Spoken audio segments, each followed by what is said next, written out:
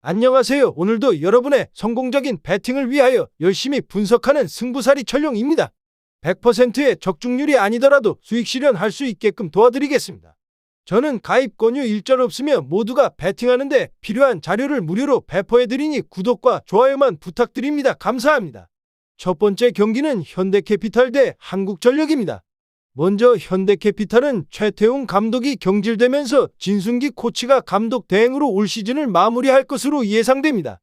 진순기 감독 대행 체제로 들어서면 선수들의 운영 방안이 조금은 다를 수도 있겠으나 현재 현대캐피탈은 마땅히 선수를 활용한 카드가 없습니다. 전광인이 여전히 부상 중이며 김성기마저 빠진 상황에서 허수봉과 홍동선 말고는 눈에 보이는 카드가 없습니다. 최태웅 감독 체제와 거의 비슷하게 흘러갈 것으로 예상되지만 감독이 바뀐 만큼 오늘 경기 현대캐피탈이 평소보다는 다른 집중력을 보일 것으로 예상됩니다. 최소한 아흐메드를 빼면서 경기를 하는 경우는 없을 것으로 예상되며 애현승 세터보다는 김명관 세터를 중용할 것으로 예상됩니다. 다음 한국전력은 서재덕의 폼이 많이 살아났다는 점이 긍정적이고 직전 경기 타이스가 온전한 폼을 보여주지 못했지만 임성진에 꾸준히 제 몫을 해주고 있습니다. 뿐만 아니라 중앙에서 신영석의 존재감은 어느 팀이든 간에 두려워할 만한 존재입니다.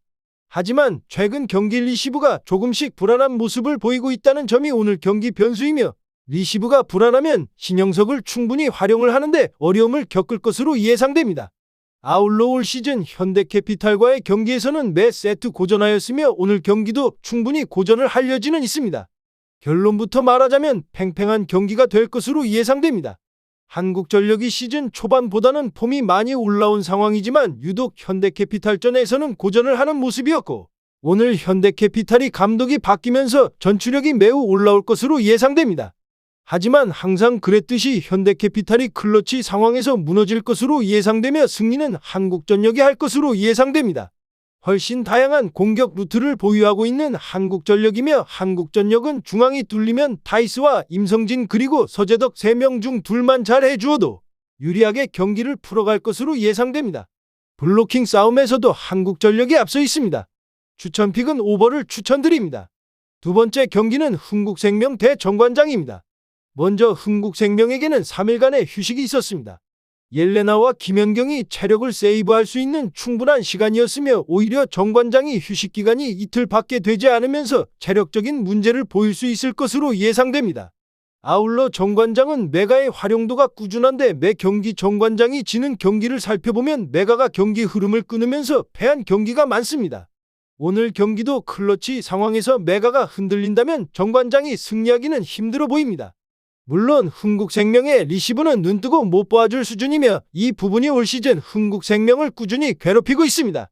리시브만 잘 되어도 김연경과 옐레나의 체력 소모가 훨씬 덜 할 텐데 김미연의 리시브는 최악입니다. 결국 오늘 경기 누가 덜 못하느냐의 싸움인 것 같습니다. 김미연의 리시브로 흥국이 무너지느냐 아니면 메가의 블락아웃 그리고 범실로 정관장이 무너지느냐. 김미연이 리시브가 엉망이어도 그래도 옐레나와 김연경이 2단으로 처리해줄 여지가 있으나 메가의 범실은 바로 실점으로 연결되기에 흥국생명이 보다 유리한 경기입니다. 다음 정관장의 경기력은 누구도 가늠하기가 어려울 것으로 예상됩니다. 직전 GS와의 경기에서는 한자리에서 11실점을 하는 등 고이진 감독의 얼굴을 울상으로 만들어준 정관장입니다. 물론 고이진 감독의 선수 기용이 만들어낸 결과입니다. 하지만 오늘 경기는 흥국생명과의 경기이며 올 시즌 정관장이 흥국생명전에서는 항상 끈끈한 경기를 하였으며 1승을 기록하기도 하였습니다. 아울러 최근 흥국생명은 옐레나와 김연경이 지친 모습을 보이면서 그 어느 때보다도 흥국생명의 경기력이 좋지 않은 상황입니다. 결론부터 말하자면 다득점 경기가 예상되며 아무리 흥국이 최근 경기력이 떨어졌다고는 하지만 현재의 정관장에게는 질 것으로 생각하지 않습니다. 추천픽은 흥국생명의 승리를 추천드립니다. 세 번째 경기는 고양선호 대 현대모비스입니다. 먼저 고양선호는 팀 케미는 갈수록 하락세 그리고 성적도 어느덧 7연패입니다. 외인 선수 간의 호흡은 맞춰지지 못하는 중이고 국내 선수들의 부진이 이어지다 보니 집중력이 크게 떨어집니다. 지난 경기에서도 객관적인 전력차가 크게 난다 하더라도 전반부터 단 27득점만 올렸던 것은 전력적인 부분 말고도 문제가 있는 것입니다. 상대의 트랜지션을 전혀 제어하지 못하는 중이고 외곽 공격이 통하지 않으니 찬스를 잡더라도 해결하지 못합니다. 상대가 프론트 위주의 운영만 가져가더라도 틈을 찾아내지 못하는 것입니다. 그나마 데뷔전을 치른 카바노가 새로운 바람을 불어넣을 수 있는 에너지를 보여줬지만 다른 선수들의 의욕은 이미 크게 떨어진 상태입니다. 현대모비스를 상대로 모두 리드했었는데 이는 3점 슛 공격이 안정적으로 통했기에 가능한 일입니다.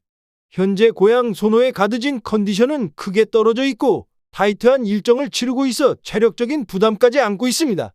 지난 맞대결과 다르게 외곽 주도권을 잡기 어려울 것이고 오히려 높이 싸움에서 고전할 가능성이 큽니다. 오누아쿠의 개인 기량은 상대에게 쉽게 밀릴 수준이 아니었지만 케미가 맞지 않자 이기적인 움직임을 보여주고 있습니다. 다음 울산 현대모비스는 프림과 알루마의 활약이 꾸준하게 이어지고 있습니다.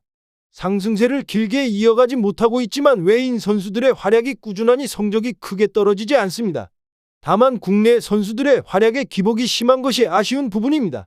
박무빈 또한 강한 에너지 레벨로 많은 움직임을 가져가는 것은 긍정적인 부분이지만 무리한 플레이로 인해 의미 없는 턴오버나 야투를 시도합니다. 하지만 고양 소노를 상대로는 오히려 이런 것들이 압박감을 심어주는 결과로 이어질 수 있습니다. 우선적으로 국내 매치업에서 소노의 외곽을 상대로 주도권을 가져갈 가능성이 크기 때문에 오누아쿠를 밖으로 끌어낼 수 있고 프림과 알루마는 이 공간을 활용하는 것만큼은 확실한 모습을 보여주고 있습니다. 프림이 포스트 피지컬 싸움에서 밀리지 않고 있기 때문에 수비 가담을 안정적으로 하지 못하더라도 알루마와 함께 스코어러 역할은 충분히 기대할 수 있습니다. 외인 맞대결에서 주도권을 가져갈 수 있다면 박무빈과 김지환의 외곽 변수는 더욱 크게 들어갈 것입니다. 결론부터 말하자면 현대모비스가 외곽 맞대결에서 고전하며 상대 전적 열세에 놓여있지만 지금 상황은 다릅니다. 오히려 현대모비스가 외인 맞대결에서 리드할 수 있고 이를 바탕으로 국내 매치업 또한 주도권을 가져갈 수 있을 것입니다. 3점 슛 공격을 막아내지 못하며 고전했던 현대모비스가 포스트 활약과 함께 박무빈과 김지환을 활용한 외곽까지 주도권을 잡으며 분위기가 떨어져 있는 고양 소노를 압박할 수 있을 것입니다. 추천픽은 언더입니다. 마지막 경기는 창원 LG 대 부산 KCC입니다. 먼저 창원 LG는 팀의 강점인 트랜지션이 기복을 보입니다. 지난 경기의 턴오버는 무려 24개였습니다. 그만큼 공격에선 집중력을 발휘하지 못하고 있습니다.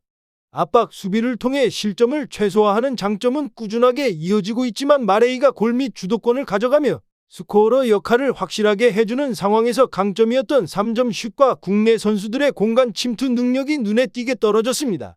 전반기 막바지 강한 상승세를 보이며 자신감을 채웠던 것과 달리 결과가 나오지 않는 기간이 길어지기 시작하자 조급한 모습이 보이고 있습니다.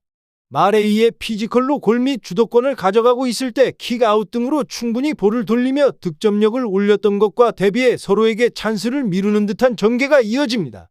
부산 KCC를 상대로도 상대의 트랜지션을 안정적으로 막아냄과 동시에 많은 실점을 허용하더라도 3점 슛과 마레이의 골 및 득점력을 바탕으로 다 득점 승리를 거뒀었습니다. 창원 LG가 수비뿐만 아니라 공격에서도 어필할 수 있는 부분을 과시했던 경기들입니다. 하지만 최근 부산 KCC는 트랜지션을 활용하면서도 자원이 더욱 많아졌습니다. 창원 LG가 강점으로 내세울 수 있는 수비를 맹신하지 어려운 이유 중에 하나입니다. 마레이가 포스트 우위를 가져갈 수 있더라도 상대의 압박에 수비가 흔들리기 시작한다면 조급한 모습만이 나오고 있는 공격까지 하락세가 이어질 수 있습니다. 다음 부산 KCC는 주축 선수들의 컨디션 회복이 되지 않아 고전했던 것과 달리 이제는 자신들의 기량을 확실하게 만개하고 있습니다. 특히 라거나가 자신의 강점인 피지컬을 통한 골 및 장악력이 나오기 시작하자 다른 선수들의 움직임도 편해졌습니다. 무엇보다 이승현이 야투 감각을 조금씩 회복하고 있는 것이 긍정적인 부분입니다. 허웅이 수비에서 자리 싸움을 노련하게 가져가고 클러치 상황마다 3점 슛을 성공시킵니다. 이와 함께 이근희와 이승현이 뒤를 받치고 최준용이 라거나와 함께 포스트 싸움을 가져가니 소위 달리는 농구가 가능해졌습니다. 개인 기량이 상대에게 밀리지 않는 선수들이 모두 제 몫을 하니 트랜지션 상황에서도 상대의 수비 압박을 벗어나는 움직임이 가능합니다. 그렇기 때문에 창원 LG를 상대로 한 지난 맞대결들과 다르게 포스트 주도권을 쉽게 가져가지 못하더라도 트랜지션을 통한 다 득점을 기대할 수 있습니다. 여기에 원정에선 3점 슛 성공률도 비교적 높습니다. 오히려 압박감을 느꼈을 때 3점 슛으로 경기를 풀어나갔던 기억이 많습니다. 라거나가 마레이를 상대로 리드할 가능성은 낮지만 오히려 수비와 리바운드 싸움에서 밀리지 않고 있기 때문에 최근 들어 더 많은 공격 옵션을 갖고 있는 점을 활용할 수 있을 것입니다. 결론부터 말하자면 부산 KCC가 연승 흐름을 이어갈 것으로 보입니다. 외인 맞대결에서 리드하지 못하더라도 실점을 최소화할 수 있고 트랜지션과 함께 외곽 주도권을 가져가며 상대의 강한 수비를 흐트려 놓을 수 있을 것입니다. 창원 LG 또한 트랜지션 강점을 갖고 있는 팀이지만 최근 들어 수비와 대비의 공격에선 집중력이 떨어져 있습니다. 후반으로 갈수록 부산 KCC가 외곽 공격 변수와 함께 리드하는 흐름이 될 것으로 보입니다. 추천픽은 부산 KCC 승입니다. 전체적으로 추천은 드리지만 조합픽을 원하신다면 구독과 좋아요 눌러주시면 감사합니다.